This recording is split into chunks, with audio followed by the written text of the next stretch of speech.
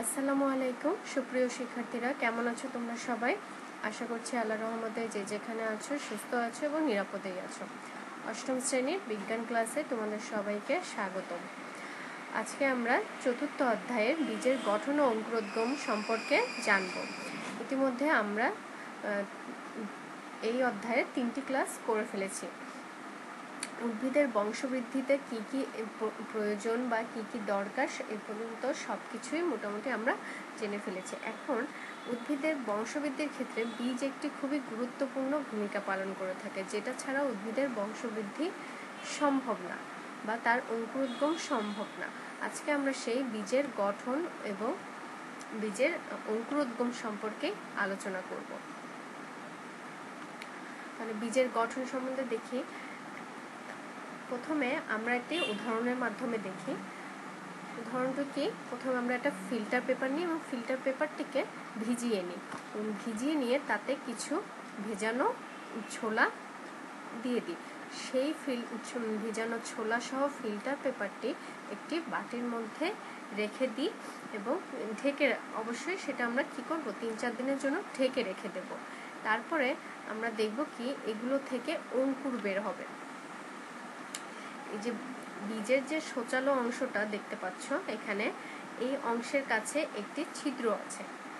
আমরা তো ছোলা তো চিনি, ছোলা দেখবে নিচের সূচালো অংশের কাছে একটা ছিদ্র থাকে, একে বলা হয় মাইক্রোপাইল। এই ছিদ্রটিকে বলা হয় মাইক্রোপাইল বা বাংলায় বলা হয় ডিম্বরন্ধ্র। এর ভিতর দিয়ে ভ্রূণমূল বাইরে বেরিয়ে আসে। এই যে তুমি এই যে সূচালো অংশটা দেখতে পাচ্ছ, এখানে যে ছিদ্রটা আছে সেই ছিদ্রটা দিয়ে ভ্রূণমূল বাইরে বেরিয়ে আসে। অঙ্কুর বের হওয়া বীজটিকে 2 আঙ্গুল দিয়ে যদি আমরা সামান্য চাপ দিই, তখন কি হয়, ছোলার বীজের আবরণটা কেমন থাকে ভিতরে, ওই উপরের এই খয়েরি টাইপের অংশটা যদি আমরা উঠিয়ে ফেলে চাপ দিই, তাহলে ভিতরে কি দেখতে পাই, একটা হলুদ অংশ। এইটিকে আরো একটু চাপ দিলে এটি পুরো বীজপত্র দুই দিকে খুলে যাবে। যখন আমরা চাপ দেব, এই বীজপত্র, এই যে পুরো বীজপত্রটা এটা 2 দিকে খুলে যাবে।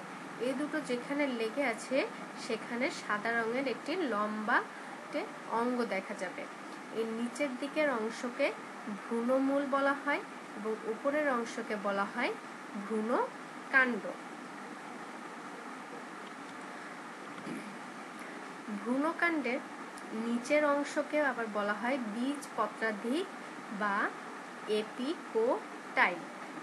এই যে নিচের যে অংশটাকে, মূলের যে অংশটাকে, সে ভ্রূণকাণ্ডের নিচের অংশ আর কি, সেটাকে আমরা কি বলছি, বীজপত্রাধিক কাণ্ড বা এপিকোটাইল।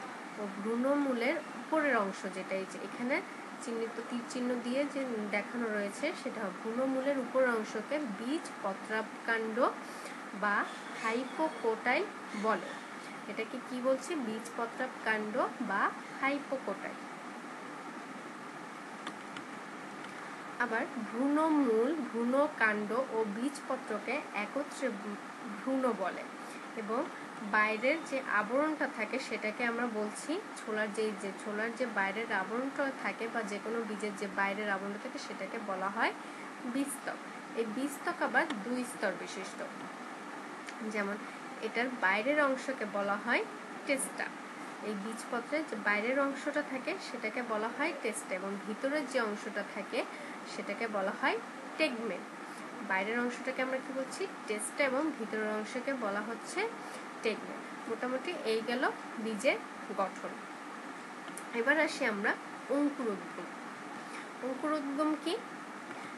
এই যে বীজ থেকে আস্তে আস্তে কি হচ্ছে, শিশু উদ্ভিদ উৎপন্ন হওয়ার প্রক্রিয়াকে, এই যে বীজ থেকে আস্তে আস্তে কি হচ্ছে, এই যে শিশু যে উদ্ভিদটা উৎপন্ন হওয়ার প্রক্রিয়াটা, এই টোটাল যে প্রক্রিয়াটা, সেটাকে কি বলা হচ্ছে, অঙ্কুরোদ্গম। যথাযথভাবে যদি অঙ্কুরোদ্গম হতে হয় তার জন্য আমাদের কি লাগবে, পানি, তাপ ও অক্সিজেন প্রয়োজন হবে। এই 3টা ঠিকমতো যদি বীজটি পায় তবেই যথাযথভাবে অঙ্কুরোদ্গম হওয়া সম্ভব। এবার আসি আমরা মৃদগত অঙ্কুরোদ্গম কাকে বলে। যখন ভ্রূণকাণ্ড মাটি ভেদ করে উপরে উঠে আসে এই যে আমরা এখানে চিত্রে দেখতে পাচ্ছি যে বীজ ভ্রূণকাণ্ড কি হচ্ছে, মাটি ভেদ করে উপরে উঠে আসছে, কিন্তু বীজপত্রটা কি হচ্ছে, মাটি ভিতরেই থেকে যাচ্ছে। তখন তাকে কি বলছি, মৃৎগত অঙ্কুরোদ্গম। তখন তাকে আমরা বলছি মৃৎগত অঙ্কুরোদ্গম। অর্থাৎ ভ্রূণকাণ্ড মাটি ভেদ করে উপরে উঠে আসছে ঠিকই, কিন্তু বীজপত্রটা মাটির ভিতরেই যখন থেকে যাচ্ছে তখন আমরা বলছি তাকে মৃৎগত অঙ্কুরোদ্গম। এর উদাহরণ কি কি আছে, যেমন ছোলা আর ধান ইত্যাদি। এরপরে আসি আমরা মৃৎভেদী অঙ্কুরোদ্গম। মৃৎভেদী অঙ্কুরোদ্গমে কি হচ্ছে,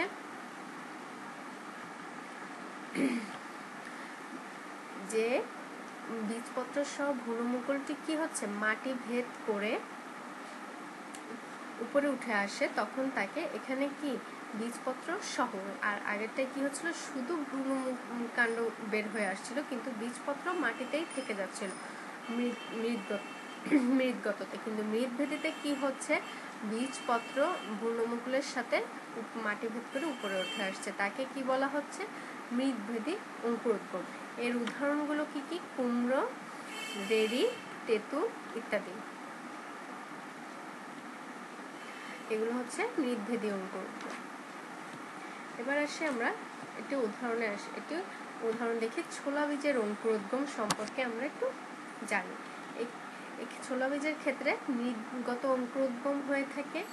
এই প্রকার অঙ্কুরোদ্গমে বীজপত্র দুটি মাটির নিচে রেখে ভ্রূণকাণ্ড উপরে উঠে আসে, যেটা আমরা মৃৎগত অঙ্কুরোদ্গমের সংজ্ঞায় পড়েছি।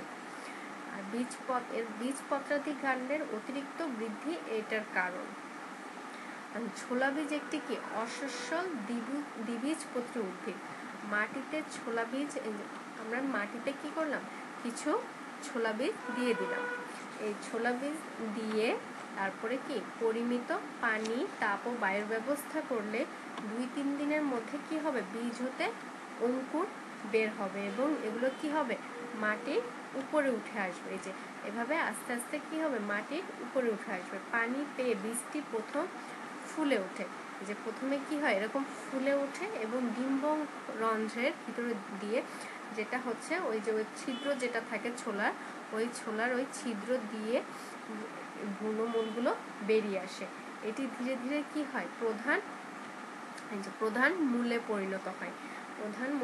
এবং দ্বিতীয় ধাপে ভ্রূণকাণ্ড মাটি উপরে উঠে আসে। এক্ষেত্রে কি বীজপত্র দুটি মাটির নিচে থেকে যায়, যেটা আমরা শিখেছি মৃৎগত অঙ্কুরোদ্গম। মৃৎগত অঙ্কুরোদ্গমে কি হয়, বীজপত্রটা মাটির নিচে থেকে যায়, ভ্রূণটা উপরে উঠে আসে। এখানে ছোলা বীজের ক্ষেত্র তাই হচ্ছে।